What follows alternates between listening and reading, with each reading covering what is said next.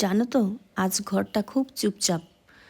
স্বামী কাজের সূত্রে বাইরে, ছেলে গেছে স্কুলে। নিজের জন্য আজকে কিছু আলাদা করে রান্না করিনি, ম্যাগি বানিয়ে খাবো ভাবছি। এই ছোট্ট মুহূর্তটার ভেতরেই লুকিয়ে আছে অনেক না বলা কথা।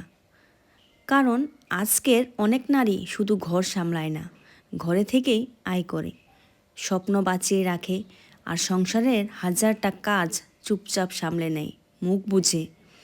সকাল থেকে রাত কখনো মা, কখনো স্ত্রী, কখনো আবার নিজের পায়ে দাঁড়ানো একজন মানুষ। কেউ কিন্তু হাততালি দেয় না, কিন্তু দায়িত্বগুলি থামে না। আজ তুমি একা মনে করছো, কিন্তু সত্যিটা হলো তুমি ভীষণ শক্ত। ঘরে বসে আয় করা সহজ নয়। মোবাইল এক হাতে, রান্নার খুন্তি আরেক হাতে। এই লড়াইটা শুধু নারীরাই জানে।